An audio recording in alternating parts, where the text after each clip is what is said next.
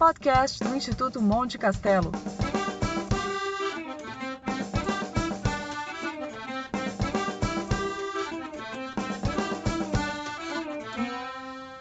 Apresentação: Gabriel de Arruda Castro. Olá, seja bem-vindo a esta edição especial do nosso podcast, com o lançamento do Índice de Liberdade Econômica da Heritage Foundation de 2020, aqui em primeira mão, pelo terceiro ano seguido, com a tradução feita pelo Instituto Monte Castelo e divulgada em parceria com a Gazeta do Povo. O Índice de Liberdade Econômica da Heritage Foundation é o principal termômetro global sobre a evolução da liberdade econômica e mede esses indicadores desde 1995. O índice está sendo lançado neste momento em Washington, nos Estados Unidos, e a nossa edição em português já está disponível simultaneamente em www.montecastelo.org e também em www.gazetadopovo.com.br. Muito bem, vamos aos números. Neste ano, os 5 primeiros colocados no ranking de liberdade econômica são Singapura, Hong Kong, Nova Zelândia, Austrália e Suíça. Lá na outra ponta, os 5 últimos, dentre os 180 países listados, são do menos ruim para o pior: a República do Congo, a Eritreia, Cuba, Venezuela e, é claro, em último lugar, a Coreia do Norte.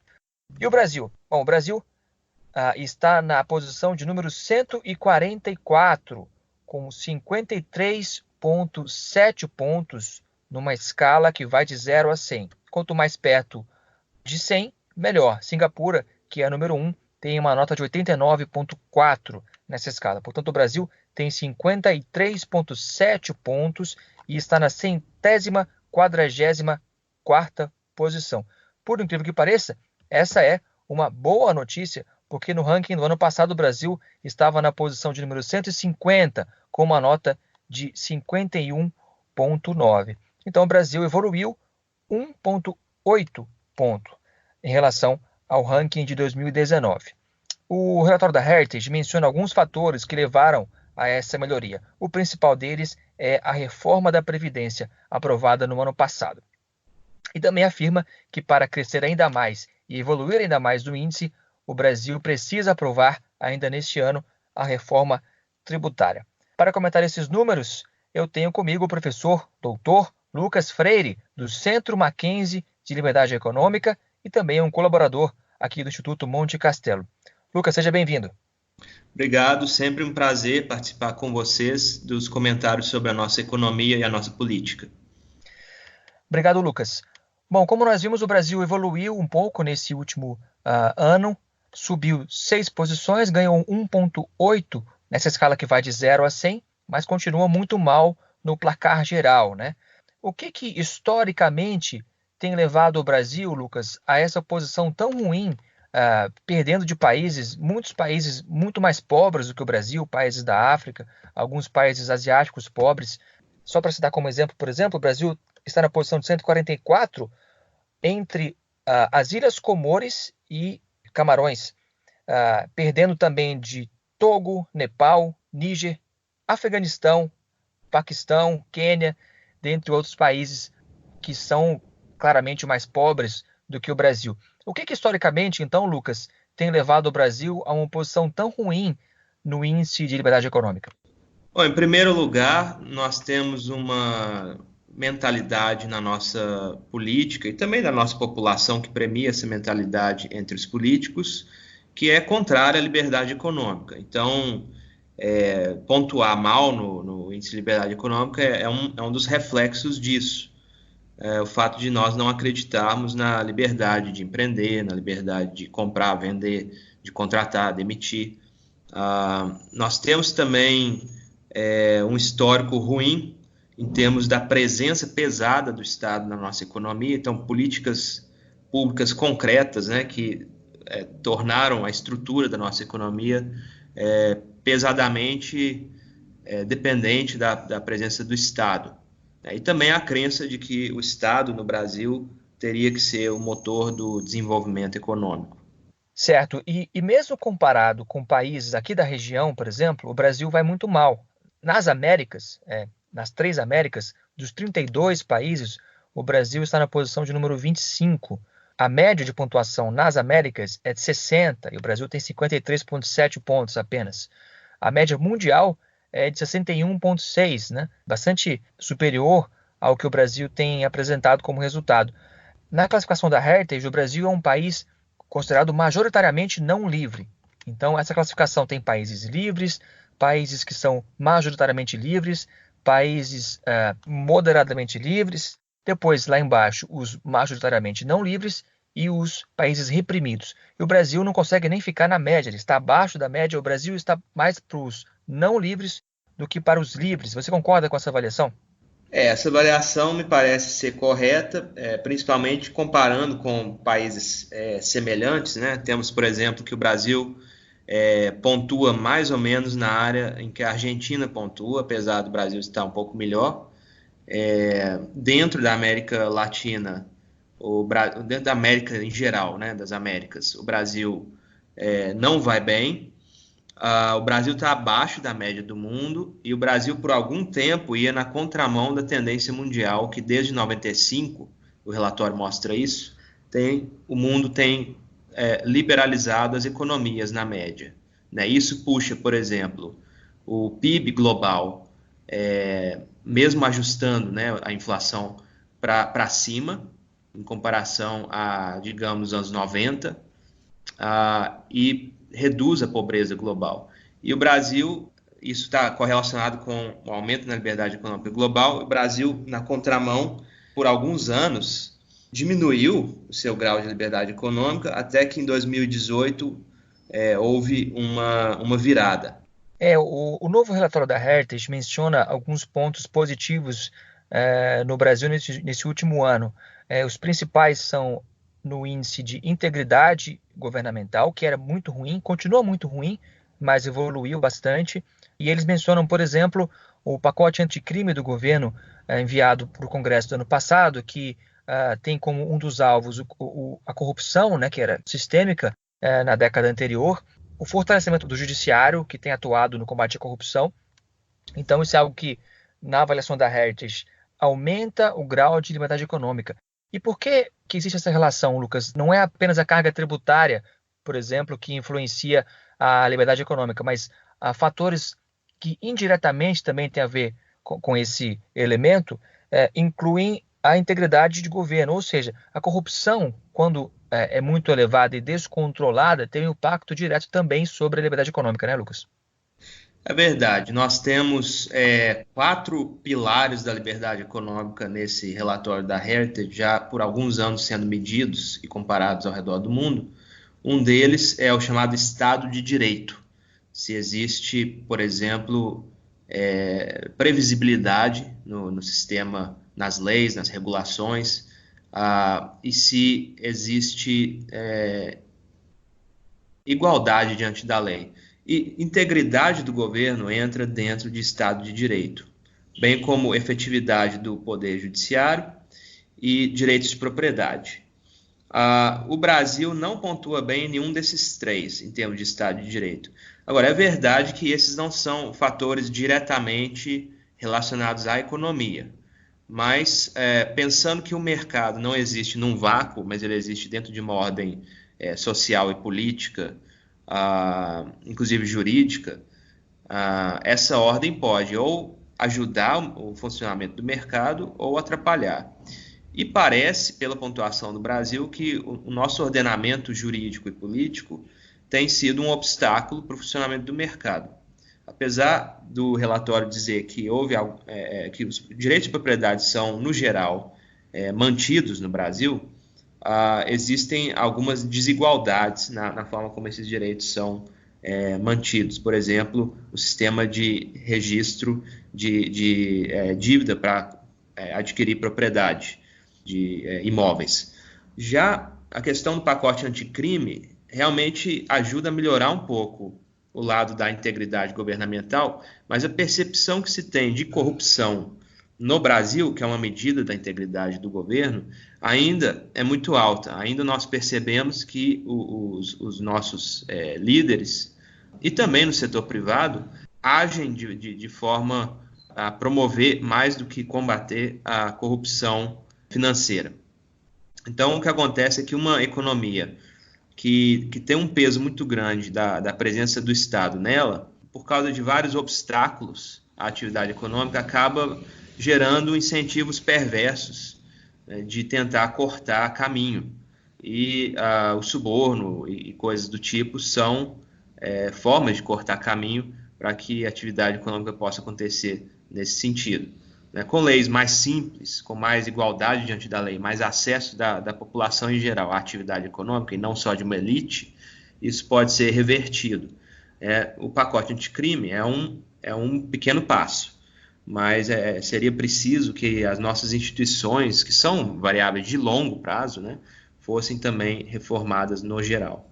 Outro índice no qual o Brasil evoluiu bastante, 10 pontos numa escala de 0 a 100, passou de 50 para 60, é a liberdade de investimento. E aí eu acredito que isso tenha muito a ver, por exemplo, com algumas melhorias pontuais, e a gente pode citar como destaque a MP, que agora virou lei, da liberdade econômica, né? Que tenta desburocratizar muitas regras que ainda existem, na verdade, e que prejudicam especialmente o pequeno empreendedor, né? Se você precisa esperar meses para obter um alvará de funcionamento, por exemplo, para uma padaria ou um pequeno negócio, isso tem um impacto muito grande, primeiro, nos custos de quem vai investir, mas além disso, na própria disposição de quem pensa em investir e empreender e desiste antes de começar porque são muitos obstáculos, né? É verdade. E aí aguenta ultrapassar esses obstáculos quem tem gordura para queimar, né? Então, de fato, isso reflete de forma desigual sobre a população como obstáculos, né? Aqueles que têm o seu capital para poder, inclusive, meio que desperdiçar com advogados, contadores e contornar essa burocracia, conseguem sair melhor, né? Então, isso é um dos impactos assimétricos do nível de burocratização que nós temos. E, de fato, a MP da Liberdade Econômica veio a reduzir um pouco isso, né? Agora, os impactos de longo prazo em termos de resultado econômico têm que ser filtrados em relação aos impactos de curto prazo, né? Nós estamos num momento de grande convulsão na economia global e o Brasil acaba sofrendo o impacto disso também. E uma das formas de facilitar que o setor privado refaça seus planos e tente jogar fora as ideias que dão errado e buscar novas oportunidades é exatamente reduzir os obstáculos para que isso aconteça, os obstáculos ao investimento. Então, é uma boa notícia que a liberdade de investir tenha aumentado, a liberdade de fazer novos negócios, via MP, mas isso mexe na estrutura de longo prazo. Eu ainda acho que nós vamos colher os frutos disso em questão de anos e não de meses ou semanas. O pior indicador do Brasil continua sendo na área fiscal. O indicador de saúde fiscal, em uma escala 0 a 100, o Brasil tem apenas 4,6 pontos. É de longe o pior indicador dentre os 12 indicadores que a Heritage leva em conta no índice de liberdade econômica. E aí eu acredito, Lucas, que seja importante não só reduzir de forma geral a carga tributária, quanto simplificar, né, esse sistema tributário que é tão complexo. É verdade.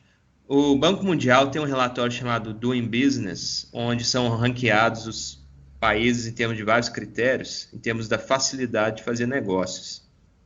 E em termos de complexidade do sistema tributário, o Brasil pontua muito mal. Ele perde para pouquíssimos países. Ele é um dos últimos colocados no mundo inteiro. E não é só que nós temos que pagar muitos impostos, mas também a complexidade de adivinhar o que nós temos que pagar é muito alta. Pode ser que você deva impostos, se você é um empresário, sem nem saber disso. E uma hora vai chegar a multa. A saúde fiscal do Brasil no ranking da Heritage tem muito a ver com a fatia da dívida pública em relação ao PIB, que é muito alta ainda. E, obviamente, os dados tem uma certa defasagem, eles refletem a situação do ano anterior, né? Nesse ano nós já vimos alguns resultados bons nesse sentido. Não é que o problema foi resolvido, mas a trajetória de crescimento dessa fatia foi alterada. E eu creio, sim, que com um sistema tributário menos complexo e com um pouco menos de impostos, é possível que o Estado brasileiro arrecade ainda mais do que ele tem arrecadado. E chegou num ponto em que essa situação causa um peso tão grande sobre o setor privado que chegou a estrangular um pouco a economia. Então, desapertando um pouco o pescoço da economia, ela consegue respirar e produzir um pouco mais. Mas, de novo, isso é uma variável de longo prazo, né? Nós não devemos confundir isso com a situação de curto prazo em que a economia global se encontra e o Brasil sendo afetado por isso. Ou seja, a saúde fiscal tem muito a ver, ou talvez mais a ver, com o nível de gasto público e com o endividamento, né?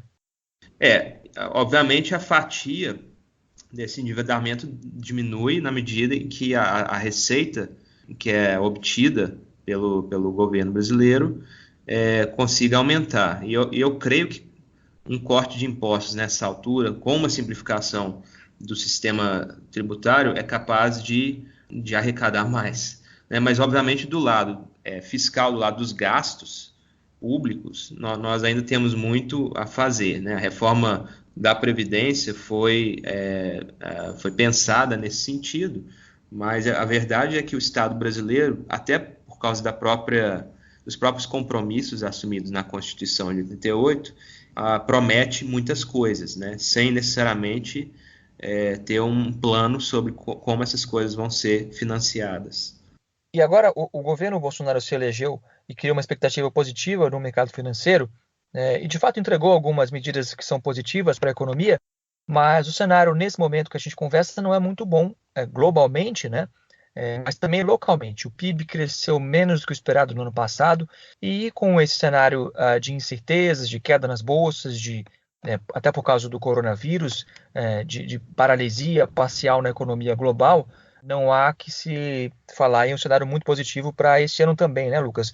Você acredita que o governo pode fazer o que nesse momento, nesse cenário de incerteza, para ou mitigar os efeitos de uma eventual crise global ou tirar proveito dela?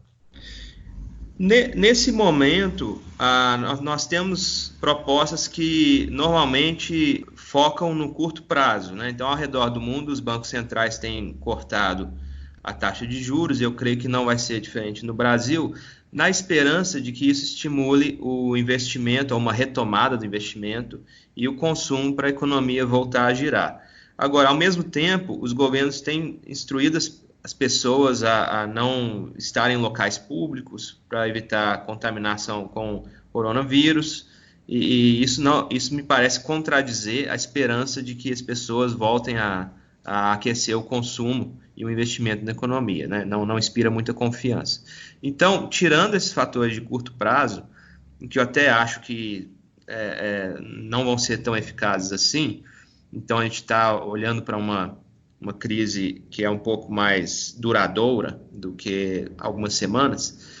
O que pode ser feito é na estrutura da própria economia, e nisso o Brasil é um dos poucos países até agora que tem pensado em introduzir mais reformas que liberalizam um pouco mais a economia, tornando, por exemplo, mais simples a questão do empreendedorismo, né, que é importante no caso de quem deseja, por exemplo, fechar um negócio que deu errado, começar um negócio esperando que isso vingue, né? Eu creio também que seria necessário, bem como o relatório aponta aqui da Heritage, tentar reduzir também grandes obstáculos no mercado de trabalho, porque nós temos que agora, com uma crise assim, alguns setores da economia vão se desaquecer mesmo, né? Haverá demissões, haverá diminuição do tamanho de empresas, e essas pessoas vão ter que achar, né, novas linhas de trabalho. E quanto mais difícil isso for por causa de obstáculos regulatórios, mais devagar vai ser o ajuste da economia para ela se adaptar à nova situação. Então, pensar no longo prazo também pode ajudar. Obviamente, a gente não vai ter um resultado tão imediato como um investidor nervoso de mercado financeiro espera, mas a verdade é que com o governo Bolsonaro houve uma sequência de cortes na taxa de juros que não levou a um crescimento correspondente do lado dos investimentos e consumo como se esperava, né? A economia não respondeu tão fortemente como planejado, talvez, né, e aí já é uma especulação minha, talvez porque percebe-se que o nível de risco na economia brasileira, investir no Brasil por parte do estrangeiro, mas também por parte do investidor nacional, continua elevado, né? Então agora com juros baixos, existe uma cautela em aventuras, né, no mercado financeiro. E obviamente o momento de crise agora não indica que isso vá ser revertido também. O que você acha dessa solução oferecida por alguns economistas, sugerida por alguns economistas, de que é hora de pisar o acelerador no gasto público para induzir a economia a crescer novamente? Bom, acho que fica bem claro que o gasto público brasileiro realmente é muito alto, né? Os dados aqui do relatório da Heritage, eles, com alguma defasagem, mostram que a dívida pública equivalia a quase 88% do PIB, né? Então, não tem muita margem para acelerar o gasto público aí, né? O que muita gente propõe sem pensar muito, né, no fato de que exatamente o gasto público estando alto é o que trava bastante a economia brasileira no momento, é elevar isso e também combinado com uma política monetária mais flexível, né? Olha, a política monetária tem sido no sentido de cortar os juros, injetar mais crédito na economia. Provavelmente agora não vai funcionar da forma como os modelos ditam, né? E pelo lado do gasto público eu acho muito difícil isso ajudar também. Para isso seria necessário retirar, por exemplo, o teto do gasto público, o que é um processo político que pode demorar, dependendo. Um outro fator aí é que, pelas próprias leis que nós temos em vigência, no mercado de trabalho, por exemplo, já vai haver automaticamente algum gasto no sentido de ajudar as pessoas que se encontram em uma situação difícil, por exemplo, de desemprego com a crise econômica, porque construído no próprio sistema de regulações que nós temos, e em boa parte até por causa da própria Constituição Nacional, o governo é meio que obrigado a aumentar os seus gastos na medida que várias pessoas vão pedindo, né, o estado de bem-estar social para resgatá-las, né, com direitos que eles têm. Então, isso já está mais ou menos no piloto automático, que é um outro fator a ser considerado. Muito bem. Eu conversei com o professor Lucas Freire, do Centro Mackenzie de Liberdade Econômica, e também um colaborador aqui do Instituto Monte Castelo, sobre o Índice de Liberdade Econômica 2020 da Heritage Foundation, que você pode encontrar em português já agora em www.montecastelo.org e também no site da Gazeta do Povo. Lucas, obrigado mais uma vez pela sua companhia aqui conosco e até uma próxima. Foi um prazer, obrigado. Os nossos podcasts ficam sempre disponíveis no Spotify, no YouTube, na nossa página no Facebook e no nosso site montecastelo.org. Eu agradeço a sua audiência e até a próxima.